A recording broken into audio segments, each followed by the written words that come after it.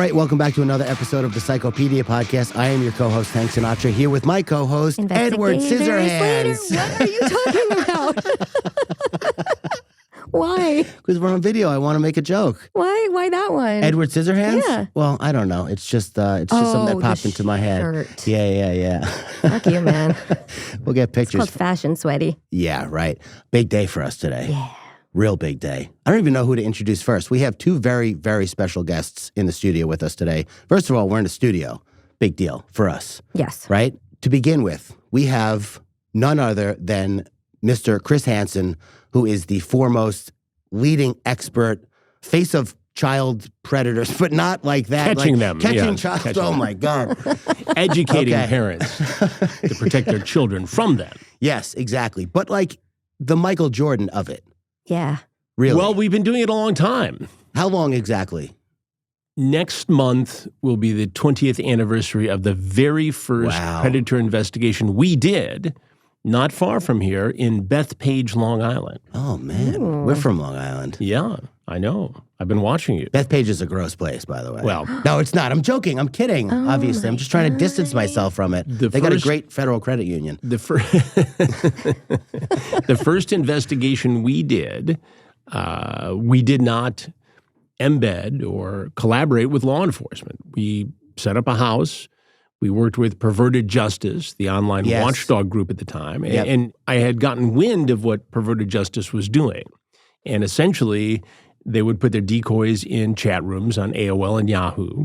And if a guy made the first approach to somebody posing as a young teen, agreed to meet for sex, they would post his information on their website. And I started to think if we could combine their ability as decoys with our ability to wire a house with hidden cameras and microphones, I was at Dateline at the time, it could be quite compelling. And in 2.5 days in Bethpage, Long Island, we saw 17 guys surface, including a New York City firefighter. Wow. Yeah. All kinds, I'm sure, which we're going to hear about. I have a million questions for you, but before we get into that, I want to introduce our other very special guest, Jill from New Gerbil. Jill, why don't you come over here and say hello to the camera?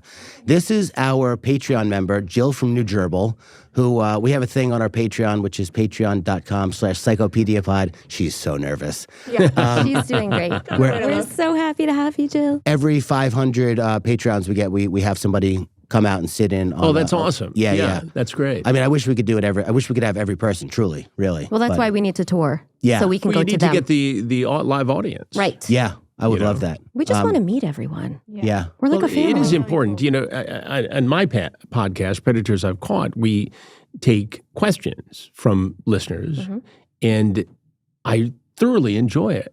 Oh, yeah. And these people are asking really good questions, and I wish I could answer all of them. I read them all, but I have them do an audio file and send it in. And it's very cool because it creates that connection between the listener and the host. And I love it. I like that. Yeah, we just did that on our Patreon, actually. We didn't ask us anything. Yeah. But she's here. She's excited. She's nervous. You're doing great, by the way. Thanks. I don't want you to think you're bombing here. You haven't said a word. No, you know. If you want, how did I go wrong? can you say hello so they can hear you? Just say hello into the microphone. Hey, freaks. Oh man, Nice. pretty good. She's a All right. natural. You can go sit down. Thank you for coming over and saying hello. So, I was toying with the idea of putting it out there to our Patreons, like questions for you, but I also didn't want her to know who she was coming to see today. I wanted to keep it a surprise. Oh. I didn't want anybody to know. Perfect. You know, I wanted to keep it a secret. Sorry, but Not a it's not problem. going to be a secret for long. No, it's not. No. But you it's know, you not. talk about the questions. When I start going through them, it's like going down a rabbit hole. Yeah. Oh, yeah. 2 hours later, I realize there's 100 other things I need to be doing. But I'm genuinely curious. Well, people And take a real interest in your work. They do, but it ranges from the questions you would expect to guys saying, I've had a proclivity to this activity, but I've been able to keep it in check with therapy. Yeah. And I will never do it, but I do have this desire. Yeah. Thank you for doing this podcast. I listen. Thank you for doing this investigations because they've helped me to understand my issue. And it's rather chilling, and it's very brave on their part to actually come forward and admit that. But, that's the range of questions that I get. Yeah, because one of the questions that I have, and something we talk about often, is the fact that these people are, for the most part, and not just child predators, but murderers, rapists, anybody who does something that is either illegal or immoral. A lot of times I feel like they're acting against their own will, definitely against their own better judgment. So when you are in these stings and these people walk in, the reaction, what is it like in the room? Because obviously we can all imagine we can see what it looks like, but what does it feel like in there? It feels very tense. So we just finished an investigation in Alabama, Blount County, Alabama, about 45 miles outside of Birmingham. And I had appeared on a show there, a podcast called X5. And in the course of being there, I had met the sheriff, and we had never done an investigation in Alabama before. And so we were able to put this together, and we had a house. I've always wanted to know how you find those houses. It's a combination.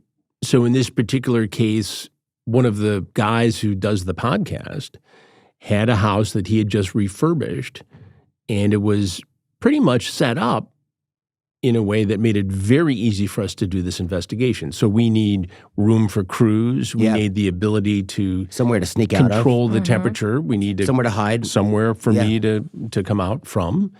And a nice kitchen setting. And the kitchen began because we needed a barrier between me and the alleged predator.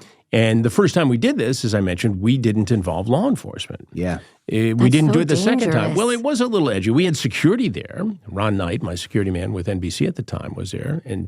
And so I felt as in control as I could be, but it's a very volatile, potentially a volatile situation. Over and over again. And you're doing it. So the first time I did it, your heart's in your throat. Yeah. You're just trying to keep it on the chest. And you get through the first one, the second one.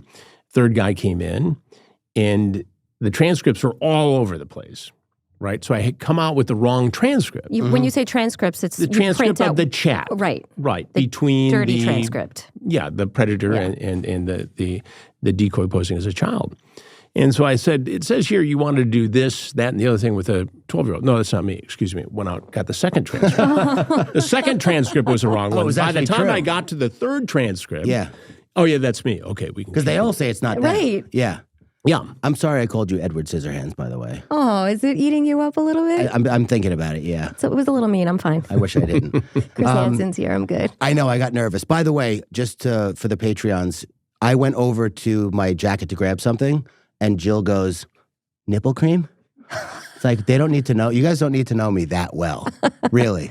It's a little off-putting. Well, just Chris kidding. doesn't know what you're talking about. Now you just sound like a freak. I'm fine with that, by the way. I'm fine with that. I'm okay with that. Can I ask you a quick question before you go on? The initial investigations that you did without the help of law enforcement, ethically speaking, was that okay? I mean, that's like vigilantism then. Well, we had to find out. No, I understand. We had to find out what was going on, right? So it was investigative reporting, and the relevant information was shared with law enforcement after the fact. For instance, in the first investigation, the firefighter who showed up was prosecuted. In the second investigation, a number of the men who showed up were also prosecuted. But it was after the fact, and that complicates things for law enforcement. So it became very clear to me, got to get them involved, that we need to do this with law enforcement, that it's the only socially responsible way to proceed. And selfishly, from a television production standpoint, it is more fulfilling to see this guy get arrested afterwards than to see him twirling an umbrella walking off into the sunset. Yeah. That's frustrating for viewers. Are you going to ask him about your husband's connection to the show? Of course, but I'm letting the man speak first. I know. I'm just too excited. I want to know because we have a connection to you. Sure. We do. Not really. I mean, I don't, but she a little bit does. In 2006 in Potomac, Maryland. Yes. Do you recall setting up a sting operation and taking down a rabbi? Yes. Rabbi David K. Rabbi David K. Husband's rabbi. Really? Yes. Yeah. So he bar mitzvahed my husband. Really? When my husband went to synagogue, he was the man running the services. It's a fascinating story. Very. I looked into it. So this was in Herndon, Virginia, outside of Washington, D.C., our second investigation. The last one we did without law enforcement present. And on a Wednesday at around noon, a man walks in who's Rabbi David K. And he walks in with a bounce in his step. He's excited, and he's talking to someone who he thinks is a 13-year-old boy. Mm-hmm. Very graphic conversation. Graphic pictures are shared. Now, he, at the time, was not a pulpit rabbi. He was working for an organization that encouraged Jewish kids to come to Washington and learn about American-Israeli politics and Jewish politics. And there was no indication that he had harmed any children in the course of his official duties, but here he is at noon on a Wednesday. Doesn't look great. No. And when I slid the picture that he had sent across the table, people think he was coming after me. He was coming after the picture. In the moment, he didn't realize that, of course, we could get as many copies of this as we wanted. Oh, he thought he was stealing the one picture? Yeah. When the camera came out, he went right to the camera and put his hand on the camera like that was going to stop this from happening. Yeah. And Ronnie Knight, who I mentioned earlier, my security guy, reaches in and stops it, and he leaves. So we're getting ready to put the story on the air at the network.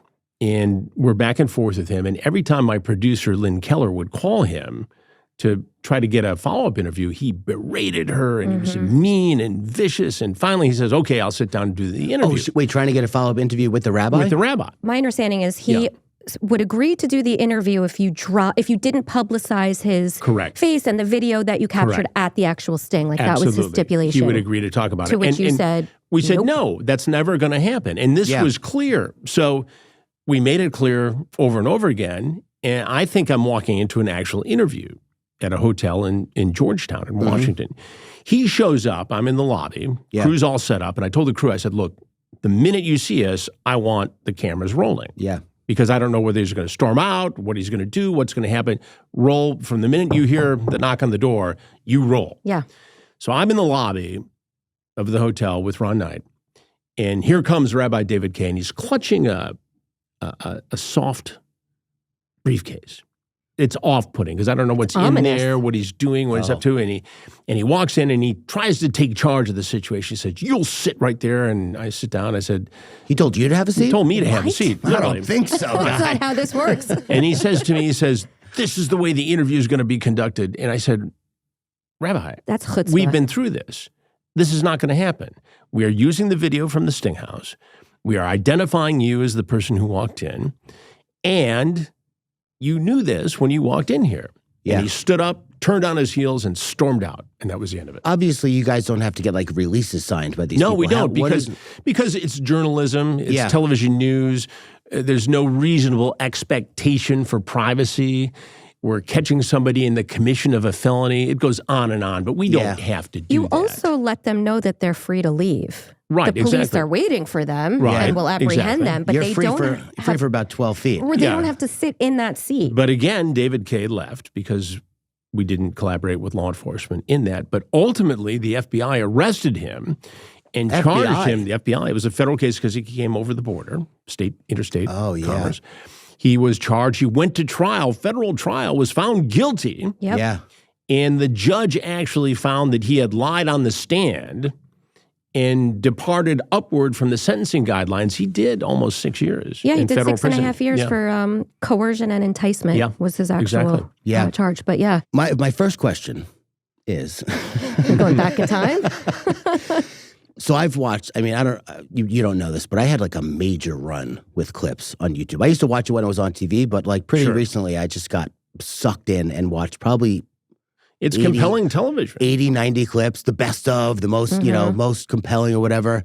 And how do you find the most unluckiest people of all time? Because it's always their first time and they've never done it before.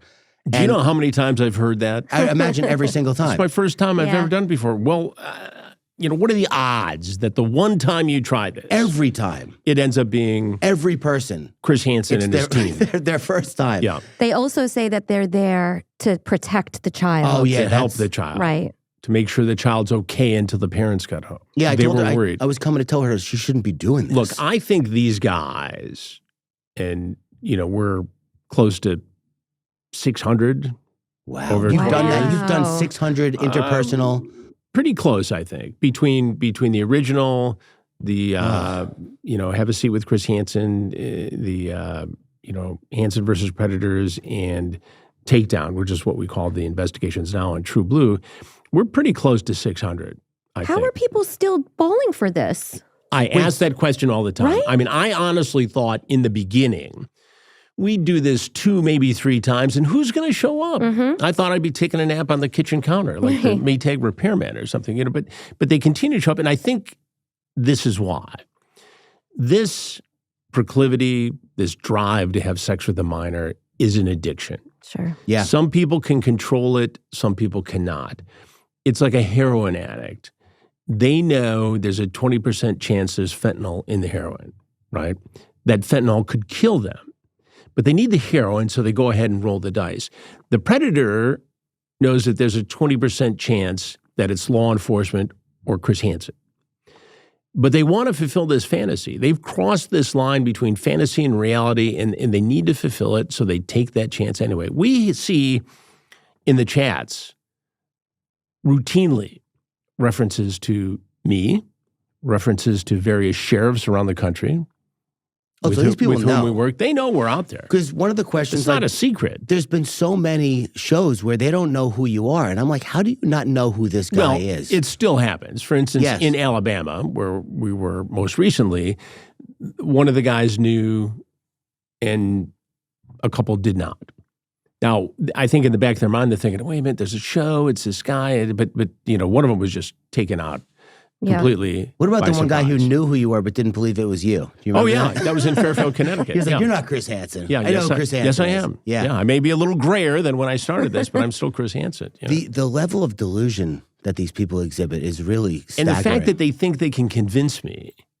And They're desperate. It got in one of the recent episodes, the one that just dropped, the latest one on True Blue, the guy was a private investigator, and he was a bondsman, and he had literally taken the picture of the decoy, the sheriff's detective posing as the teenage girl, and run it through some sort of facial recognition. He had gone on a public website to see who owned the home, and he had the right name. It was just, you know, the previous owner, and convinced himself that this girl who he identified, I don't know, on Facebook or something, was 26, and so he was okay. But he had spent hours upon hours laying the foundation for his excuse, his alibi, in case he got caught. And, you know, of course, we rip right through it because we know it's BS. Yeah. And I'm ready for that. And we know a little bit about them. I mean, sometimes we have a complete background check on these guys, and sometimes it's less than that. Yeah. So, you know, it depends whether they have a criminal history. You know, one of the guys who walked in had a pistol with him, you know, which creates a whole separate set of issues, you know. With respect to sort of, you know, mentioning that it's an addiction, right? And society just tends to have more empathy towards people who are struggling with a drug addiction or alcoholism. I've heard you a bunch of times sort of show some, I don't want to say empathy because I don't want to give anybody the wrong idea that you're, you know, empathizing with these predators. Well, I think empathy is probably right. We talk about that. I think it's that and understanding. Yeah. I mean, look, anybody can jump out of the back room or from behind a row of bushes and create 10 seconds of dramatic video and scare the heck out of somebody. That's not what I do here. I mean, it happens. You know, the guy was getting ice out of the refrigerator and the decoy leaves and I walk in and, you know, ice flying all over the place and we just surprised the hell out of him. But my job is to get inside this guy's head. Right. Yeah. Right. But that's part of it. And this is what we talk about a lot on this podcast is that the perpetrators that we highlight, as awful as they are, and their behavior is inexcusable and they have to be held accountable. And I'll lay into them. Right. You know, I don't take BS. Right. You know, I'll let it go for enough time and they jump ugly with me, I'm going to jump right back. Right. Yeah.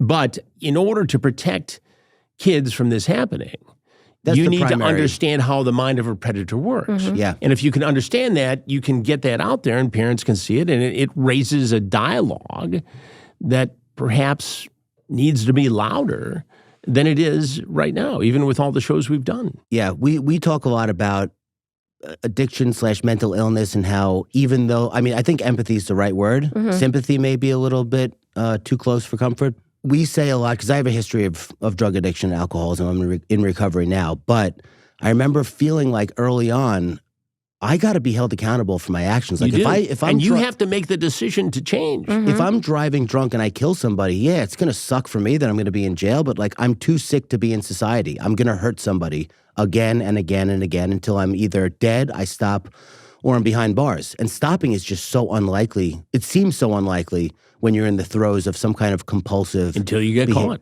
Exactly. But even when you get caught, sometimes people will just go, that was a fluke. Like I had plenty of times where I was drunk or high and something bad happened, and I'd be like, that's so weird that happened. It's a one-off. Couldn't be related to the drugs and the drinking. I fell down and scraped my face off. It must have been, I tripped over a rock or something. You know? Yeah. You can make any excuse. When you're an addict, the consequence seems kind of like too far away to even consider in the or you're under the influence to the point where you can't see what's happening. Yeah. It's a wild, the human mind, which we focus on a lot, is very fascinating. Like, and it's gradual. At least what I see with these guys is that they get on a slippery slope. And I think there is a real connection between pornography, and not everybody who views pornography becomes addicted to it, and not every image of pornography is harmful, but there is a link between pornography and offending. And there is very definitely a link between child pornography and offenders. Yeah. Once they get to that point, it's all over. Right, because they have to escalate to get that. If you go into a federal prison, if you're one of the U.S. Marshal psychiatrists whose job that is, and you talk to these guys, without exception, the offenders have viewed child pornography. Yeah.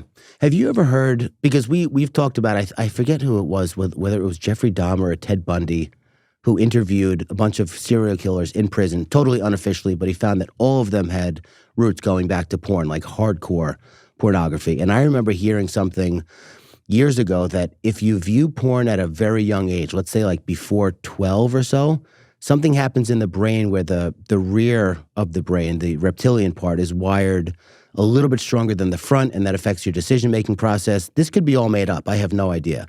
But if you can confirm... Well, I don't know the science exactly of all that you have just said, but I do know that there is a link, and I do know that porn is easy to get. Oh, my God. And again, there is porn that people view and don't become addicted, and it's, relaxing or whatever. But we just did a big interview for the first time ever, and you can see this on True Blue. We interviewed in depth a predator I caught.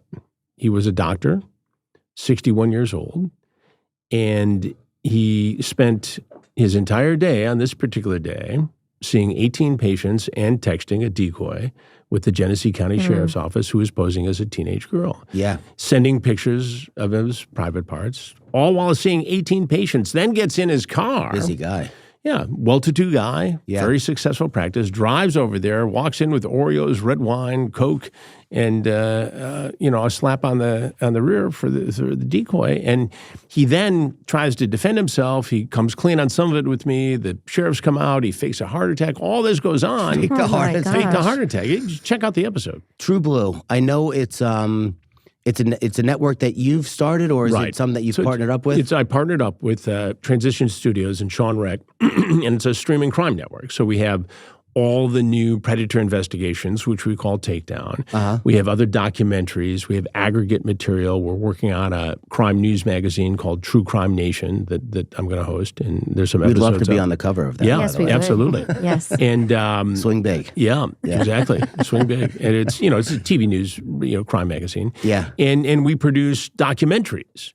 Everything from sextortion, which is a huge issue, to other investigative stories that we do on various criminal aspects and elements and humans. And where is True Blue? Is it an app? True Blue is a streaming crime network. So if you go to watchtrueblue.com, TRUBLU, you can get all the information there. In fact, if any of your listeners, viewers, want to get a discount code, the codes are Psycho Monthly and Psycho Yearly.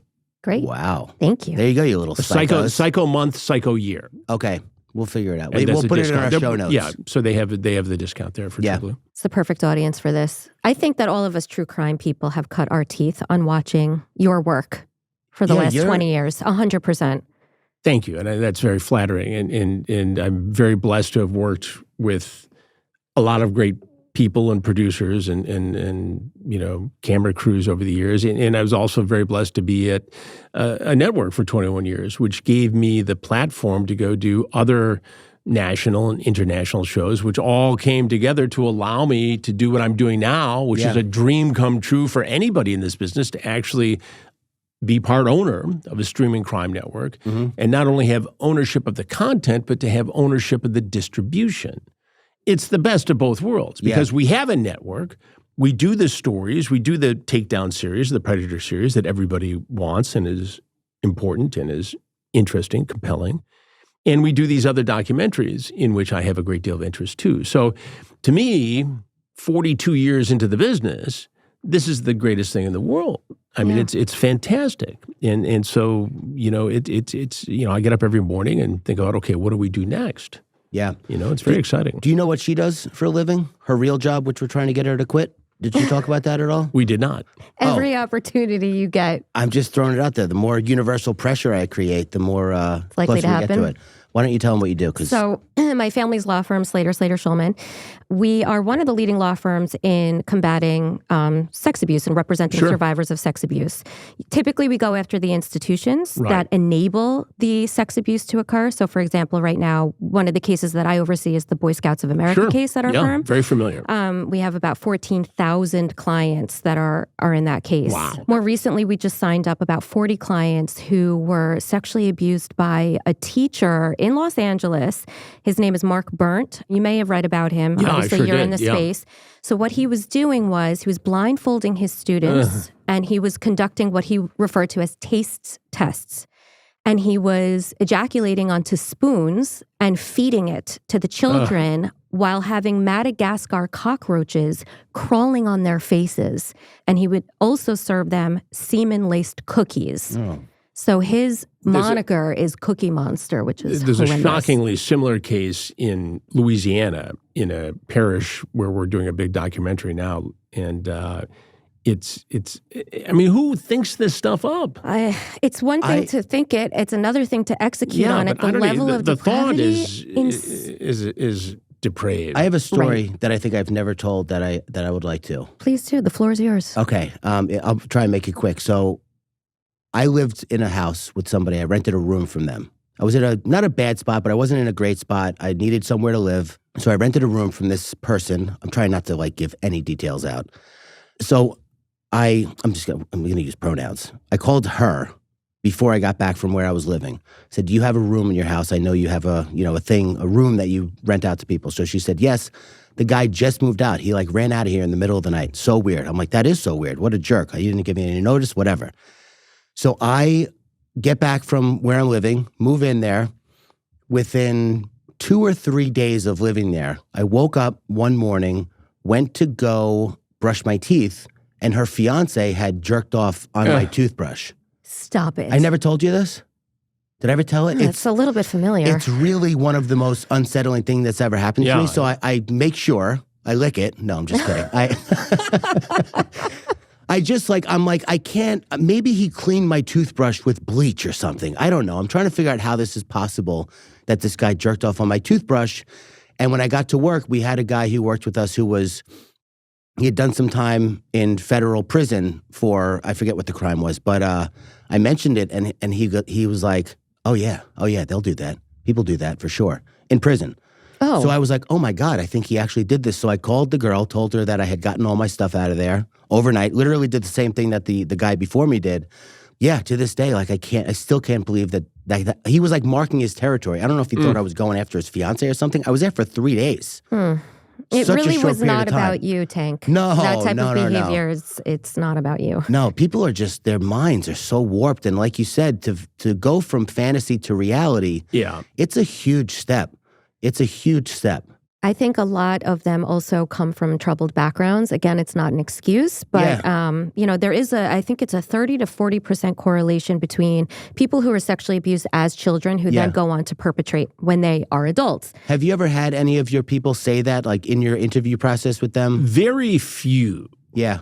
It's also something that they may not acknowledge. Yeah, sure. And again, the doctor was one of the few people, the only person who sat down with me after the fact and did an in-depth interview. And he's counting that as part of his public service under his probation. It was one of the unusual cases where, they tossed his phone, they went through his digital media, and there was no indication that he had ever met somebody underage before. Okay. His problem was a sex addiction, and he had had other relationships that he developed online. I mean, he was going to have sex with this girl. There's no question. And that was wrong on every level. But he had not gone after a teenager before. And it didn't really matter to him in this case whether it was a 15-year-old or a 25-year-old he was looking for. That doesn't excuse it. That still is a crime. But that's why he got probation and not a prison sentence in this case. Now, he spent 4 days in jail waiting to get it sorted out when to get bond. But, he was very honest with this. Some of the other people who may have had that happen in their lives only have that window of opportunity to talk to me in the moment of the arrest or being caught. So nobody has ever said, okay, I did this because I was assaulted as a child. I'm sure that's the case because of what we know about some of these offenders. Well, the downstream effects of child sexual abuse is just it's horrifying. Catastrophic. And it's not to say that it's generational. It's exactly. And we talk about that a lot on this podcast too, generational, trauma and abuse. And it's not to suggest that every single person who's sexually abused as a child is going to go on to perpetrate or to have a difficult life. But there's an absolute correlation. From victims, survivors all the time on my podcast, Predators I've Caught, thanking me. It's incredible to me how often my wife and I will be out, to dinner someplace and someone will say, hey, can I talk to you for a minute? I said, sure, absolutely. And, they'll share an experience from their childhood and say every time, you catch one of these guys, I cheer. It's given me a sense of control, a sense of feeling that I'm not alone here. Yeah. But it's stunning to me how many people have come up to me to share their own story over the years. Do you ever feel like the perpetrators you bust are relieved? Yes, I do. There have been cases where they have said, during the interview, we had a teacher, as a matter of fact, in Ohio who said, he finally broke. I mean, he was going to deny, and then I could see it in his face. He just, yeah. And he said, I've been communicating online since I was a teenager, and I got older, but the people with whom I was communicating stayed teenagers, in fact, got younger. Yeah. And, when I was growing up, the rule was don't talk to strangers. Good advice then, good advice now. But the problem today is the guy who's a stranger on Wednesday is so adept at grooming. Yeah. He's not going to be a stranger by Friday. And we have seen shocking examples. And we did a documentary on this case of Peter Pejic, who was able to, on Instagram, groom a 12-year-old girl in Michigan to leave her home, crawl out the bedroom window, meet him in a church parking lot. He offered her all the things that, he could come up with to satisfy a 12-year-old girl, takes her to a hotel, sexually assaults her, harms her in a horrible way. She goes to the emergency room the next day, and the Genesee County Sheriff's Office, the ghost team, was able to track him all the way to Florida. And in an interview, he admitted doing this in 2 other states. This is Instagram. Oh my God. A 12-year-old child. Yeah. This isn't a sting operation. This happened in real life. Right. How do the decoys handle doing what they do? Because whenever I watch, I always think, I know there's one girl who's in a lot. I don't remember her name or what her name is in the thing. Del Harvey was one of the original brown hair justice. Yeah. And perverted justice isn't around anymore, and those people have gone on to do a lot of other very cool things. Yeah. Del was with Twitter for many years, as a matter of fact.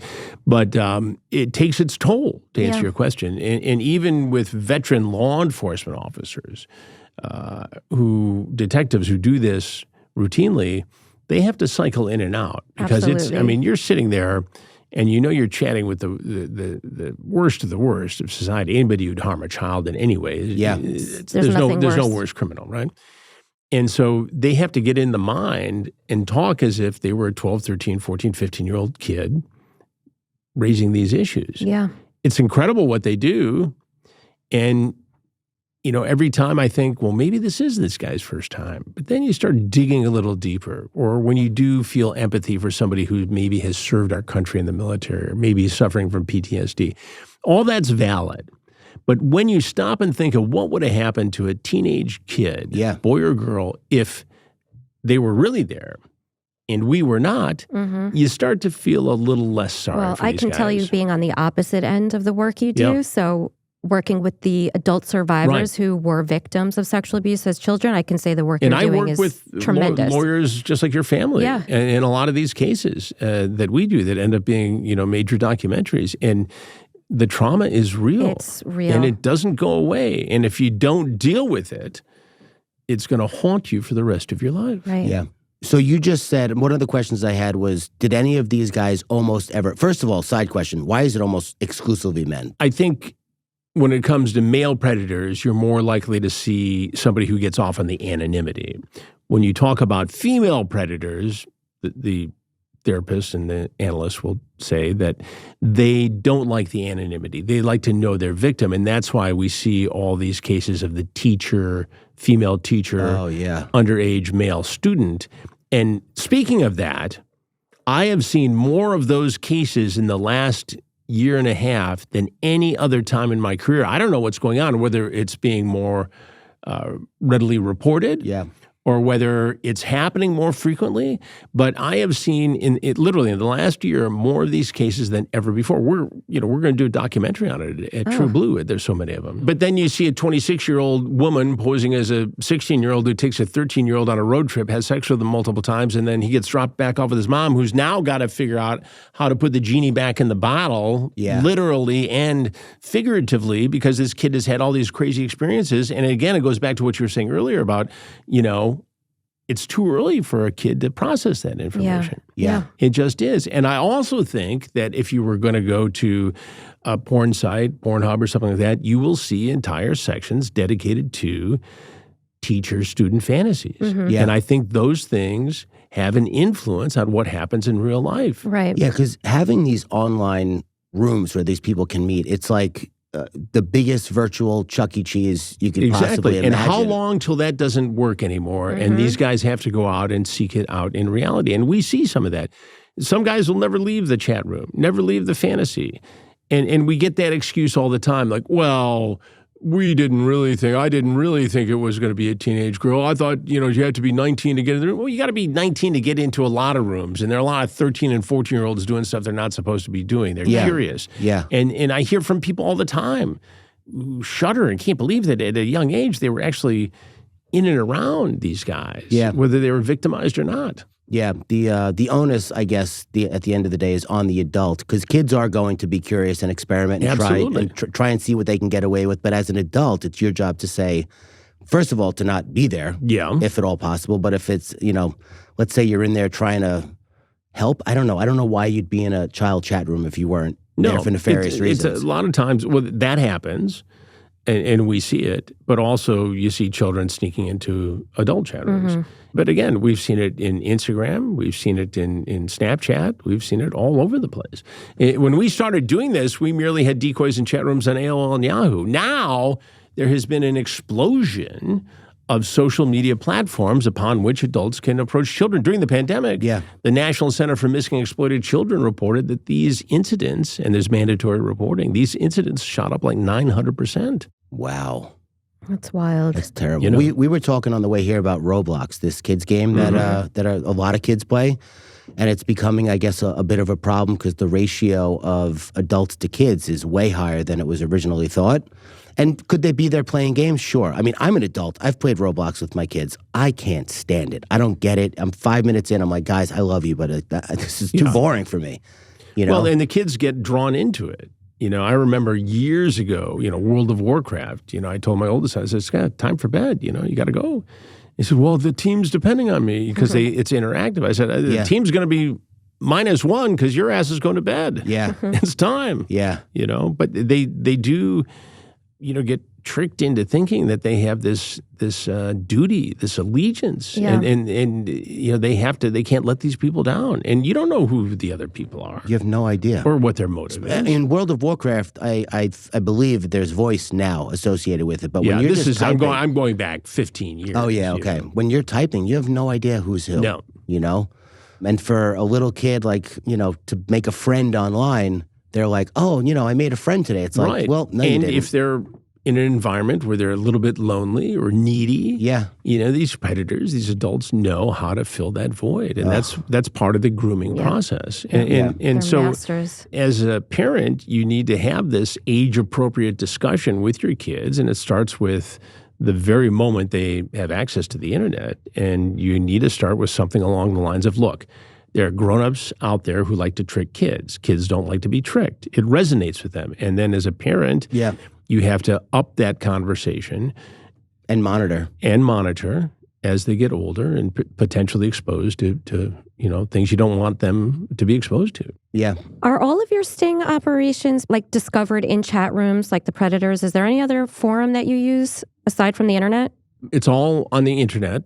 It's all, in different social media platforms. Now we see a lot of people looking for moms or dads selling their children, which indicates to me that if they're looking for that in the fantasy world, it's happening in real life.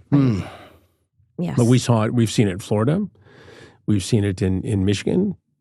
We saw it in Alabama. We see, any place we do these things. Yeah, it's human trafficking. Right, exactly right. And football games and big public places like any that major are event breeding you will grounds see for human trafficking. Any major event, there whether was it's also, a political convention or a sporting event. I mean, it's everywhere. There were rumors, I obviously I haven't verified this one way or the other, but there were rumors that various websites were disguising things on their pages, like, for example, Wayfair. They would I don't know sell. about that. I know, but I'm just saying. But that ended up not being true. Right, but there are... The fact that there's a rumor out there indicates that somebody's at least thought of it. Right. What people to create these things, like it's already a problem. Child trafficking, human trafficking is a problem. I don't get why people take it to that degree where they almost delegitimize the that's the thing. concern. You turn it into a conspiracy theory, and then people say it's all BS. Why is this cabinet $9,000? Because there's an 8-year-old in it. What the fuck are you talking about? That was just silly.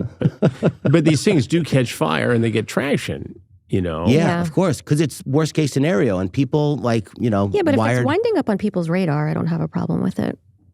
Well, it creates awareness and a Yeah. dialogue. Yeah. But you also have to be able to separate what's real and what's not. And the Wayfair thing was just, right. Goofy. So in terms of the process, I'm sorry to go back on the sting, but this was my childhood watching this. And so this is a big deal to be able to talk to you about it. You weren't a child. Don't make him feel old. You were like 20 years old. Okay. That's young. I was a young adult, excuse me. Yeah. I was 7 watching To Catch a Predator. You're just so mean today. I would love to know what the process is. So you identify a perpetrator online, and then you and your team, do you contact the local, the decoy, police in that area? It's like a sting operation. So we embed with law enforcement. Now law enforcement provides the decoys, because it creates a stronger prosecution. There's no questions about chain of evidence of the chat logs or anything like that. So the law enforcement people poses the children online, and they go into these various social media platforms and just exist. The predator always has to make the first move. So in other words, we don't have decoys posing as teenagers saying, hey, I want to have sex today. You're a good guy to have sex. Yes, it would borderline on entrapment, if not full-out entrapment. So the predator always has to make the first move and generally raises the specter of sex first. And then once the chat begins, it's something that continues until they make the date to meet and they show up at the house. Now, in most states, the online solicitation constitutes the felony. That's the crime right there. Showing up ends up being the icing on the cake, so to speak. Or the entertainment aspect of it. Well, the television part of it, right. But in many jurisdictions, they will run a sting operation, and even if the guys don't show up, they will at the end have a roundup. They'll go arrest them and prosecute them for having that conversation online. What do you think about the people who have sprung up doing this on their own, way less gracefully than you have? I'm not a big fan of it. It's very messy. I think there's very definitely a place for citizen journalists in our society. YouTube and these other social media platforms have created an opportunity for podcasters to crowdsource the solution to crimes, unsolved mysteries. It's a very important part of our social media fabric. But for somebody to go out there and bait somebody and to spring out of the bushes and create a volatile environment where somebody could get hurt, and on top of it, the case can't be prosecuted. I don't know of anybody in law enforcement in America today. I don't know of anyone who would say this is a good idea. They don't like it. The cases are difficult, if not impossible, to actually prosecute. Yeah. And they create an unsafe environment. So you got a guy who goes out and they find somebody online who agrees to meet in a hotel room with a kid for sex. And then the guy says, well, I'm with the Predator Patrol group, whatever. It might as well be the Paw Patrol. It doesn't mean anything, right? And then they claim to be affiliated with law enforcement. All they're doing is calling 911, which draws an unsuspecting police member of law enforcement into a potentially volatile situation. It's a recipe for disaster. Now, having said that, there are some of these groups who have identified prominent people doing really bad things, right? Some of them have been prosecuted successfully, but overall, it's not a great idea. And every time I talk about this, I get criticism and hate mail from guys who do this on their own. But I'm not going to change my opinion on it.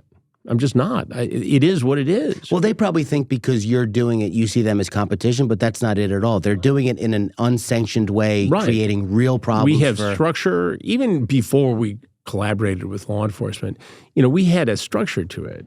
We worked with perverted justice, which had thresholds.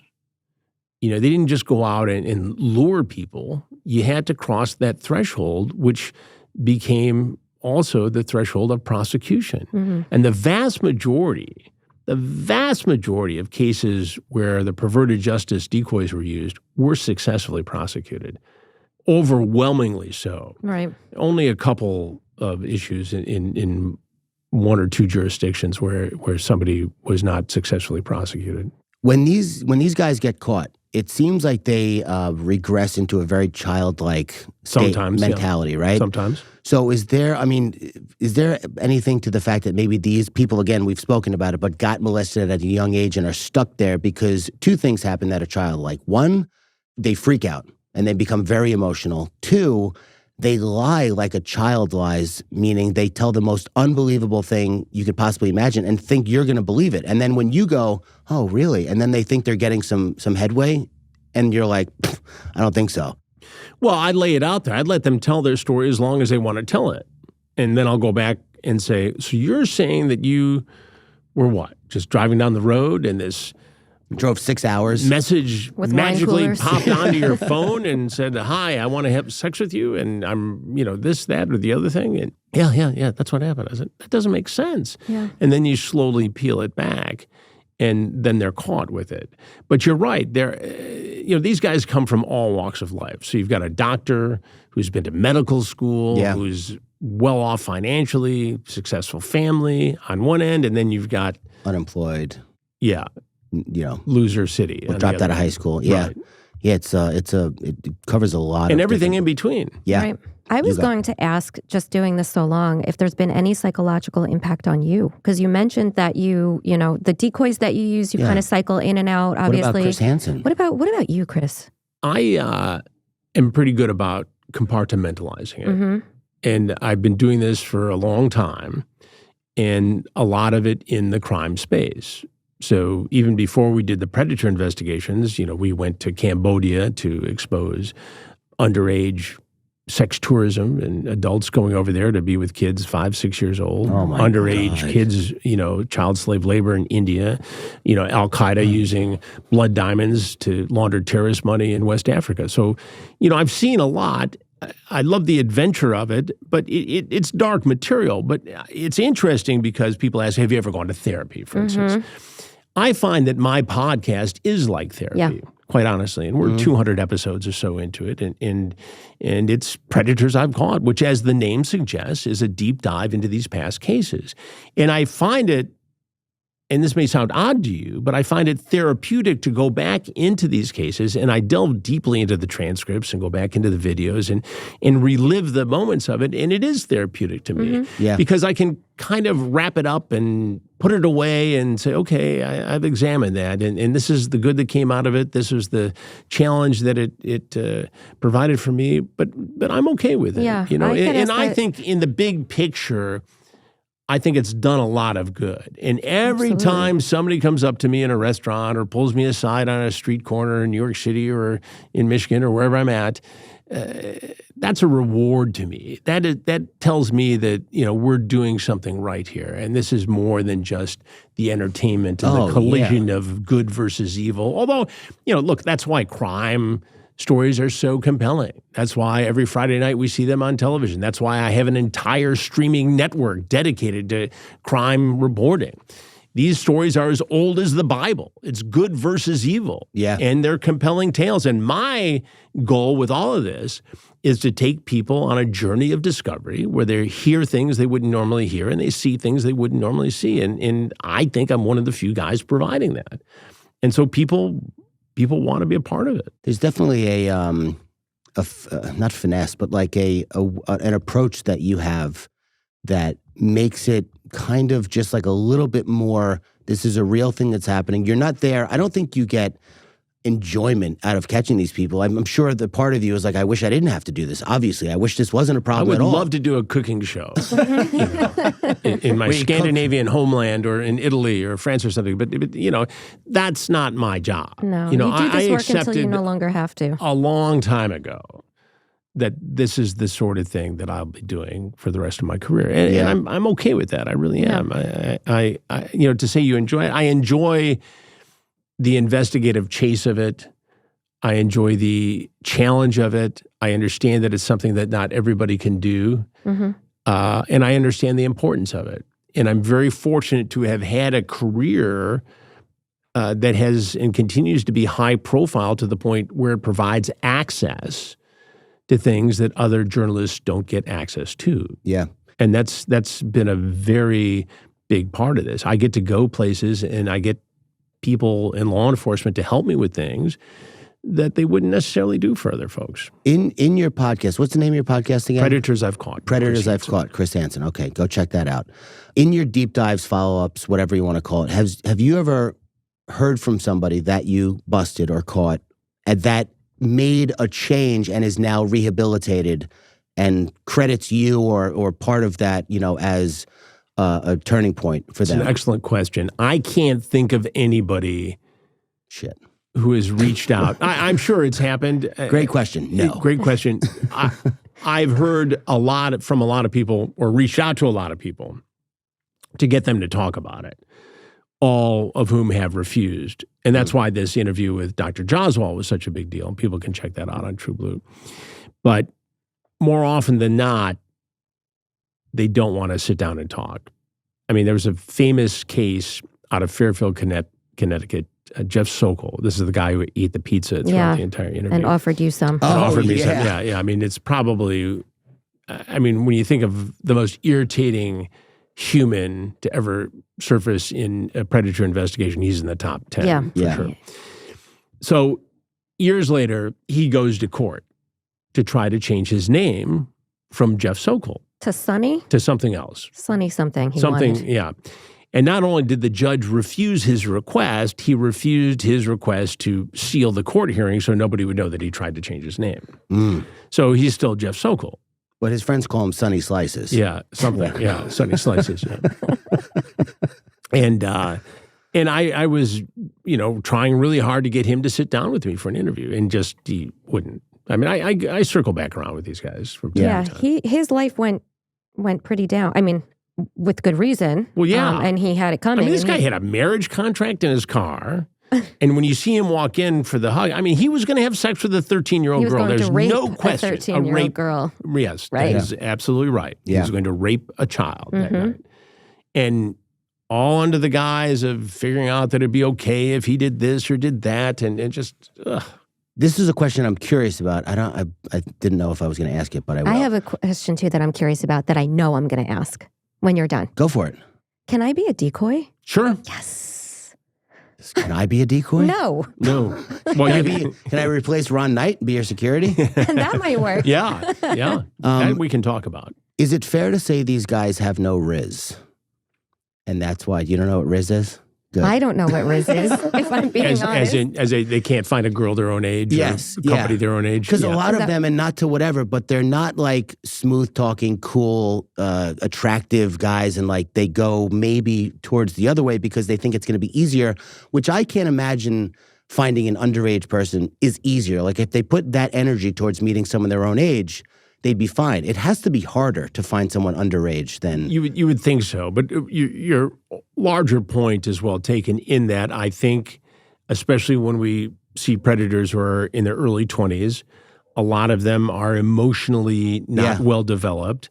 I think they believe if they can take advantage of a 14 or 15-year-old and it works out, it won't look so bad in a couple of years, right? Yeah. The age difference, it won't provide for a criminal charge.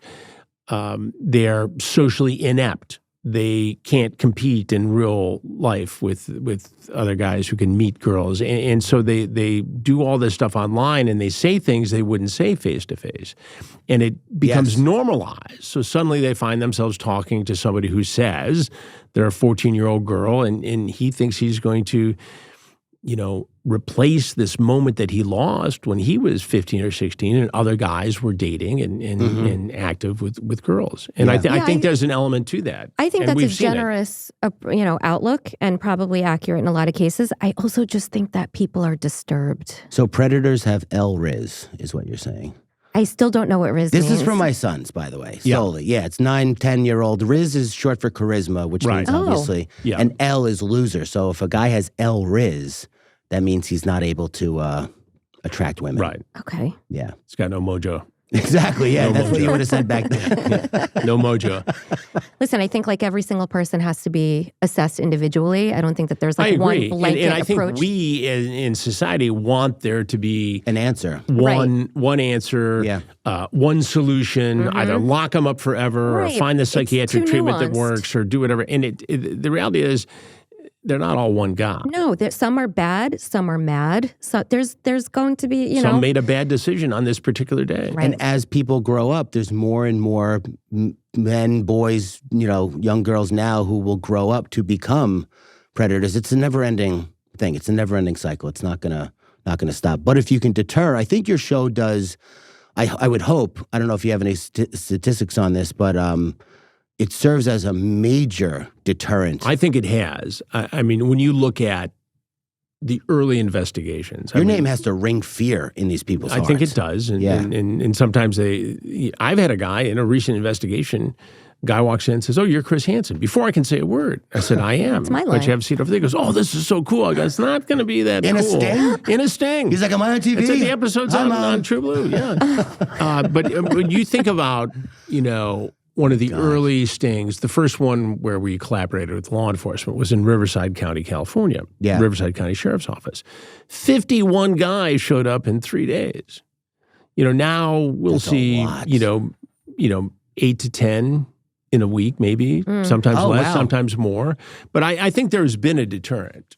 You guys do a lot in Flagler, Florida, huh? We've done Flagler in the past. I hear that name in a lot of clips. Yeah? Yeah. I read that when you started, you didn't really think that this was going to take off. No, it was not designed to be a series onto its own. It was pitched when I pitched the story and put the paragraph description into the pitch pack at Dateline. It was conceived as, a couple of segments in the news magazine. We did it once, and obviously it had a big impact. I mean, people had never seen anything like it before. Yeah. So we did it again. We refined it. We did it a third time. And there were people within the network at the time who were nervous about it. What's going to happen? What if we have a violent situation? And we continued to evolve. Sure, yeah. Have you ever had a violent situation? Nothing you haven't seen on TV. I mean, we've had some in the most recent investigation in Alabama. The guy was, really jacked, and he came around the corner with his, tank top, and there's a moment when blue shirt on. Yeah, there's a moment. Yeah, there's a moment when I thought, I'm going to have to duck, and look, I'd have to imagine I'm surrounded by law enforcement, and I'm pretty darn well protected there. So that's my dodgy situation lasts for seconds. A few seconds, right. That's it. But nobody's ever... Packing heat? The guy in the last investigation had a gun. Yeah. I would imagine. But we do background checks as best as we can. But in Alabama, it's a carry state. So anybody can carry. Right. If you don't have a criminal record, you can essentially carry a gun. So he walks in, and he wasn't threatening with it, but he was the first guy in the investigation, big, tall guy, and walks in, and he sets this leather pouch down on the kitchen counter. I don't give it a second thought. So he and I are back and forth, and he's trying to explain that this wasn't really what he was doing, and I'm questioning him and back and forth, and it becomes time for the law enforcement to come in. So Blount County sheriffs come in and they start to put cuffs on him, and he's, oh man, you can't do this. And he goes, oh, we're doing it. And he says, oh, by the way, that leather pouch there has a loaded pistol in it. Yeah. Whoops. And all of a sudden, woo, Now, again, he wasn't brandishing it. He wasn't threatening me with it. He didn't even pull it out of the pouch. The deputy came over, grabbed it, took it over, and, took the bullets out of it. But then you start to think, okay, what if we weren't there? Yeah. And this guy knew that he was visiting a teenage girl. Yeah. And what if this doesn't go his way? Why did he bring the pistol into the house? He could have left it in his truck. He had it in the counter. Now, he may carry it everywhere. Maybe he was thinking, if I walk into a situation where I could get rolled, I'm going to have it for protection. But, we don't know that. Right. Yeah. Is it possible that the child predator mentality isn't inclined to violence? Like that's not their crime of choice? I think some of that is true. An interesting question. I think that's true. I'm very smart. I think super brilliant. I think some of these guys don't have the courage to commit aggression is not a crime part of against an adult, right? Yeah. They've chosen That children. cocktail of issues. Right. They've chosen children because they're the easiest to violate. Easy targets, exactly. When they're faced with someone like you. I think there's something to it. Yeah, when they're faced with me. Well, you're official. You sound, assertive. You're tall. And you're not there to take any shit. So like you're in control immediately. And I still think that there is confusion initially as to whether I'm me. Yeah. I'm the mad parent who's just walked in, or I'm law enforcement. And I use that to my, I don't clear that up right away. Yeah. I don't get, if somebody says you're Chris Hansen, I'll say, yeah, that you're right. Yeah. But generally I delay my identity. Yeah, you say it at the end, and then the cameras come rushing. Well, that's the signal for the cameras. And that's another layer, because I have to imagine when these people walk in and they see the decoy, it always looks, to me, maybe I'm projecting my mentality onto this, it always looks wildly uncomfortable in there between the two. And then when you come in, another layer of tension, and then the cameras come out, another layer, and then the police. I mean, it's like... It's actually uncomfortable to watch. Oh, not, No, I know what you're saying. I watch it because I'm fascinated by it and I want to see the bad guy go down. But every single time you come out, I'm like, oh. And then the cameras come out and I'm like, oh. Yeah. Well, every time. For instance, the guy who had the gun, he went on and on with the decoy about her accent being from, a northern state, because we were in Alabama. And so this goes on and on. And he's talking about this like, he's trying to make time with this teenage girl. And I'm like, oh, God. So she leaves. I walk in. And I said, where do you think my accent's from? And it goes from there. Yeah. Oh, man. Well, the work you're doing is obviously, I had a question, and there's no way to really estimate it, but I want to know, because we've talked about this book, Out of the Shadows, by Dr. Patrick Karn, where he talks about a camp that was being run, and in the camp they were molesting children, but it goes back like 3 generations, and the amount of 1-degree victims here is a tragedy and horrible, but what's really a tragedy is how many of these people will then go on to do the same. Like your reach is unlimited. Your ripple effect of hate. Well, I also think that for every predator you catch and expose and put into the criminal justice system, whether they get a prison sentence, whether they get probation, no matter what happens, you've gotten their attention. And there's a number that you can assign to preventing other children from actually being assaulted or preyed upon. And I think you make an example. I wonder if some of these guys would rather go to jail than be on your show. Oh, I guarantee it. There have Yeah. been cases, I know guys who work, federal law enforcement investigators, they busted a guy who traveled all the way up from Florida to, I think, Michigan. And we weren't involved in the sting. It was an FBI deal. And the guy's biggest concern was, is Chris Hansen here with his television crews? And, you know, no, okay, and he's going to be marched off and face serious consequences, but he wasn't going to be on television, at least not the way I put him on television. You know? Yeah. Can we talk a second about minor attracted people or person, MAPS? So have you ever heard of that term? The term or the people? It's an attempt to normalize. Yeah, no thanks. Predatory behavior Okay. and pedophilia. I don't buy it. It's it's like saying it's okay to have virtual child pornography because they're not actually offending with children. Well, how long until that doesn't work anymore and they want to go out and offend? Yeah. Wait, so minor attracted persons is a rebranding of pedophile, essentially, right? Basically, that's my understanding. It's not a... it's a rebranding. Actually, no. Well, that's not true because a pedophile, my understanding, is a paraphilia. And MAPS, it's not a psychological condition. No, they want to make it one, to be one, and they want to normalize it. And these guys are out there. There are all kinds of groups who are out there. NAMBLA was out of business until the internet. The FBI until South Park put them on the map. Yeah. Well, they were. It was a thing, and the FBI had investigated and prosecuted and put them out of business. And then suddenly the internet came around, and they had all kinds of access to things and contact and communication that can't be monitored easily. Somebody else I know made it onto South Park. Who? Chris Hansen. Oh, yeah. That's right. Yeah. It's good. good. It's a whole episode. Yeah. NAMBLA is the North American Association Man-Boy Lover Association. No, that's not North right. American Man-Boy Love Association, I believe. Yeah. I mean, to even Can you imagine? incorporate that, how do you go through the process? How do you even come up with an idea to do that? I mean, they're founders. I mean, but yeah, they were just about out of business till the dawn of the internet age. Yeah, I wonder what it is about humans that makes us collectively go so far sexually. Like, I mean, I don't know if you see stepmom bulls having sex with stepson bull. I don't know. You know what I mean? Like, or some kind of weird sexual thing. I know chimps or some monkeys are a little bit weird with whatever. Yeah. But like, what is wrong with us? Why do we take it so far? Well, I would like to think, too, that the ones that wind up like on Chris's radar, my radar, like in the work that I do, are the outliers. I mean, I don't think most people are going around doing this. No. It's a small minority, but that small minority can cause a great deal of damage. Absolutely. It has to be stopped. But, and that's why you hear about it, because it's devastating. Yeah. I don't know. I don't know what's, We also hear about so much now because of the internet and streaming, and so much like information is available in real time. I wonder if things have always been like this. Yeah. We're just hearing about it more now. Well, I think that's part of it. I think there's more awareness, and that's the goal, right? That's a good thing. That's why we do these stories, why we conduct these investigations, is to create awareness and a dialogue that didn't exist before. Yeah. And again, I thought we would create it in a year.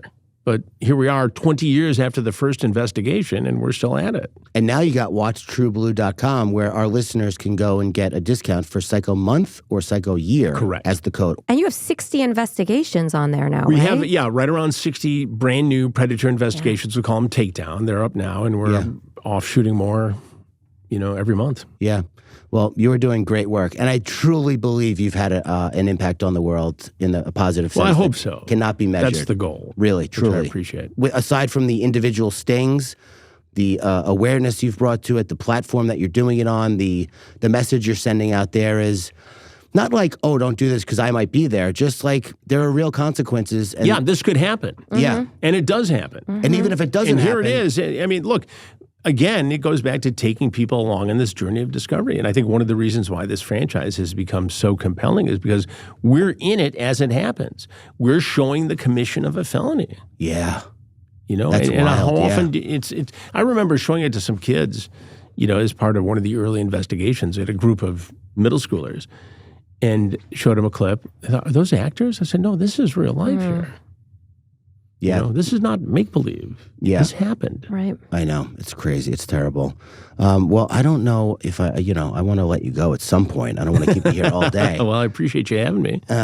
But I don't know. I mean, I could go more. I have about 30 more questions, but I don't want to belabor the point. Well, I'll tell you this. I'll come back. How's that? Oh, part 2? Oh. Yeah, part 2. Wow. Amazing. That would be fantastic. It's a hard yes. Do you have anything you want to add before we cut off? I personally want to thank you for your work. Well, thanks for having me. I appreciate it. That means a lot to me, given especially the work you do with your famous law firm. What you do is tremendous. And as I said, I see the ripple effect and the downstream effect of what happens when children aren't rescued, or it's, the perpetrator gets to them before somebody like you does. And it's devastating. And it's not to say that people can't recover, because survivors are strong. They are. And I see this, you ask, does it get to you? Is it dark? And one of the reasons why it's not is because I see the success stories of survivors. I feel the same. People ask me a lot as well how I manage day to day, how I can go home and be with my kids after I've spent the day, quite literally talking somebody off of a bridge after he told me his story. And for me, it's because I focus on the survivor and the work that we do. Well, you keep your eye on the ball and you can keep swinging. This is our first interview podcast we've ever done. Oh, wonderful. It is. Yeah, we're coming up on a year. Because usually you review cases, right? Right. We've had guests on before. Usually we walk them through a case, but there's too much here for us. I'll come back and walk through a case with you. That'd be fun. Fantastic. Oh, that would be good. I'm going to start planning now. All right. Very good. I'm in. Great. All right. Well, thank you so much for coming. Thanks for making time for us. Thank you very much. Thank you. Investigator Slater, thank you for your contributions as always. Thank you for thanking me. Thank you, Tank. Yeah, thank me. We're full of gratitude around here. And thanks to our Patreon member, Jill from New Gerbil, for coming and sitting in on this episode, and my wife for being there. She looks cold, so I think we should address that. She's here smiling, and we love it. She's chilling. So we'll see you guys next episode, and that's it. Bye.